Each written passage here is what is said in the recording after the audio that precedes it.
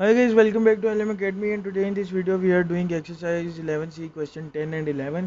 तो क्वेश्चन 10 और 11 करेंगे। तो भाई सबसे पहले तो उसने क्वेश्चन 10 में हमसे पूछा कि क्वेश्चन 10 में उसने हमसे पूछा कि 3 of exterior angles of n-sided polygon are 50 each। ठीक है, मतलब कि 3 एंगल्स हैं n साइडेड पॉलीगॉन के जिसमें 50 50 50 ईच हैं। ठीक है, तो उसमें क्या है कि two of its interior angle are 127, जिसमें से दो 127 हैं। ठीक है, तो सॉरी 127 एंड 135, एक 127 है एक 135 है। ठीक है, तो the end the remaining interior angles are 173, और जो रिमेनिंग है वो 173 हैं। तो find the value of N. अब एन एन मीन्स साइड्स। ठीक है, मैं पिछली वीडियो में भी बताया था कि आप चाहो तो एन माइनस 5 सॉरी हाँ n-5 is equals to 360 multiply by 360, या तो आप अलग से भी कर सकते हो, तो या मतलब आप इकट्ठा भी कर सकते हो। फार्मूला साइड्स का निकालना अलग से भी कर सकते हो, इकट्ठा भी कर सकते हो। ठीक है, तो सबसे पहले क्या होगा कि हम क्या करेंगे कि 3 मल्टीप्लाई बाई 50 हो जाएगा। 3 मल्टीप्लाई बाई 50 क्यों हुआ? 3 मल्टीप्लाई 50 इसलिए हुआ क्योंकि ये 50-50 के 3 ऑफ एक्सटीरियर एंगल बोला था ना उसने, प्लस हो जाएगा 180 माइनस 127। क्यों? क्योंकि जो उसने कहा था कि एन साइडेड पॉलीगॉन है, ईच उसके to interior angle, exterior angle बताए हुए थे, टू इंटीरियर एंगल्स जो है ना वो 127 और 135 हैं।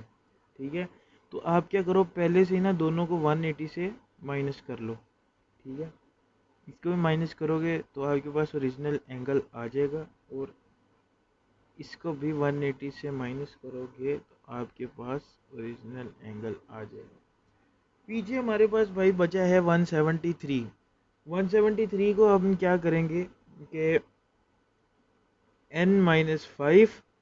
ठीक है, 5 क्योंकि हमारे पास नंबर उसने पाँच पाँच नंबर दिए हुए ना, एक मिनट, हाँ ठीक है, तो 3 4 5, हाँ जी 5 उसने हमें नंबर दिए हैं भाई।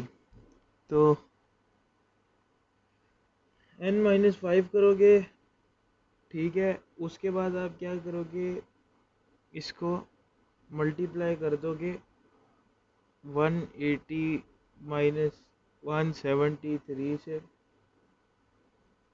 या तो अब 180 माइनस 173 वाले एक्सप्रेशन से, हाँ इसी से हो सकता है। ठीक है, और इसको इक्वल रख दोगे 360 के। अब मैं आपको समझाता हूँ दोबारा से डिटेल में। 3 साइड्स में ये दी हुई थी इसलिए 3 से मल्टीप्लाई हो गया। ठीक है, 180 माइनस 27 इसलिए किया क्योंकि वो इंटीरियर एंगल था, तो इंटीरियर निकालने के लिए आपको 180 से माइनस करना पड़ता है। ठीक है, 135 भी इंटीरियर था इसलिए 180 से माइनस किया। अब n-5 मल्टीप्लाई बाय 180 माइनस 173 भी उसका इंटीरियर एंगल था।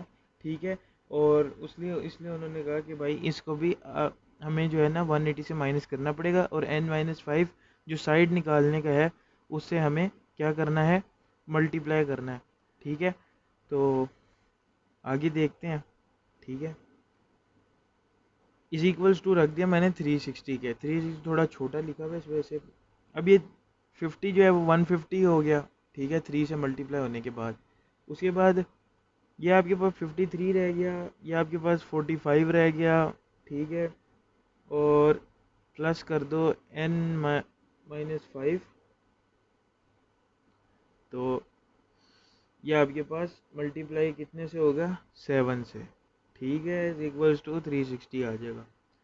ठीक है, अब आपके पास क्या है कि ये आपके पास आ गए सारे एंगल्स। ठीक है, अब ये वाला जो हिस्सा है ना, ये वाला हिस्सा आप अलग से भी कर सकते हो और क्वेश्चन के अंदर भी कर सकते हो। ठीक है, मैंने क्वेश्चन के अंदर ही किया था क्या वो और आसानी हो जाए। ठीक है, अब आपने 360 से ना सारों को सबसे पहले आपने सॉल्व कर लेना है।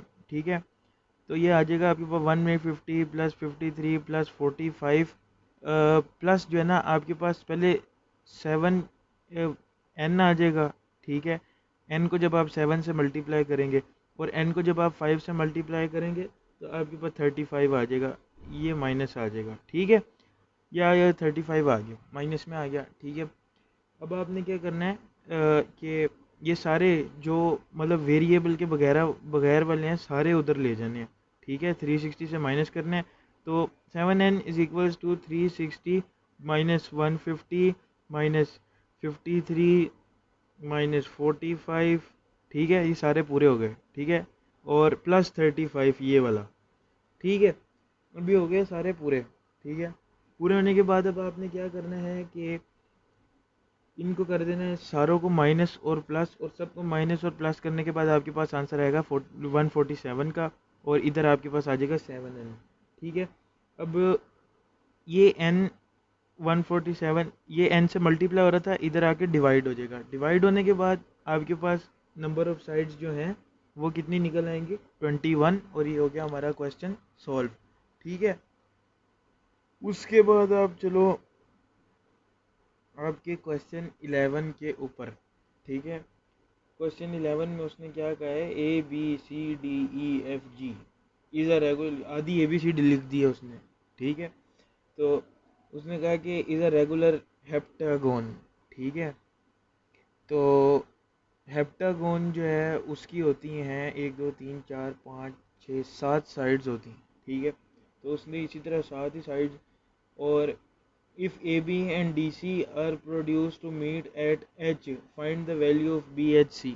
अच्छा, अब थोड़ा सा मतलब ज़हन लगाने वाला है इस क्वेश्चन के ऊपर कि मतलब सारी वैल्यू तो उसी तरह बन रही है, ठीक है। ये ये जो है आपका, ये इस तरह बन रही है, इस तरह बन रही है, इस तरह आ रही है, फिर आपकी इस तरह को आ रही है, ठीक है, फिर हल्की सी इस तरह आ रही है, मगर यहाँ से सॉरी यूं करके बन रही है, मीन्स के कुछ इस तरह की फिगर बन रही है, ठीक है। और यहाँ पे आके वो अटैच मीट कर रही है, ठीक है। यहाँ पे अंदर से अलग से साइड्स हैं, ठीक है, वो मीट कर रही है। अब वो पूछ रहा है कि इसमें ए है, बी है, सी है, डी है, ई है, एफ है, ठीक है। और अगर इसमें से एक साइड यूं करके निकल जाए तो वो एच बन जाती है, ठीक है। अब ये सारी साइडें जो है ना वो सेम है, ठीक है। तो अभी इसकी फिगर बन गई, ठीक है। फिगर बनने के बाद अब आपने क्या करना है कि उसने हमसे पूछा गया कि वैल्यू निकालनी है, ये एंगल निकालना है BHC, ठीक है।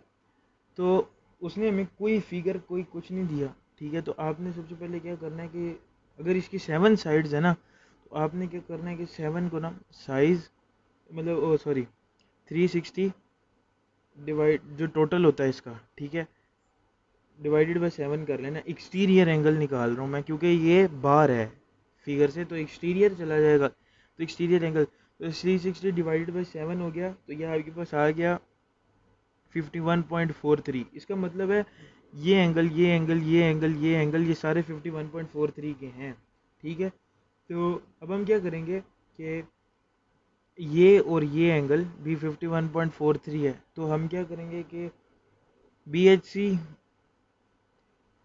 ठीक है, प्लस 51.43 प्लस 51.43, दो इस दफ़ा क्योंकि ये और ये, ठीक है, 1.43 और 51.43, ठीक है।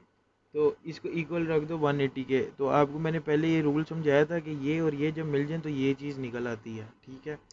तो वो काफ़ी पुरानी वीडियोस में मीन्स के वो पिछली मेरी एक्सरसाइज में है, अगर आपको वो कॉन्सेप्ट सीखने हैं तो आप बैक से देख सकते हैं, ठीक है। तो अब ये दो दफ़ा प्लस हो गया और BHC आ गया, BHC ऐसे लिख के उसके बाद आपने 180 से इन सबको कर देना है माइनस। 180 से जब आप इसको माइनस कर दोगे माइनस 51.43 माइनस 51.43, दो दफ़ा जब इसको माइनस करोगे तो आपके पास आ जाएगा 77.1। ये अकॉर्डिंग टू 1 डेसिमल प्लेस लिखा हुआ मैंने, ठीक है। और ये आपका BHC का जो है वो आंसर है। ठीक है, और अगर इसमें से कुछ नहीं समझ आती तो आप मुझे कमेंट सेक्शन में बता सकते हैं, मैं दोबारा समझा दूँगा।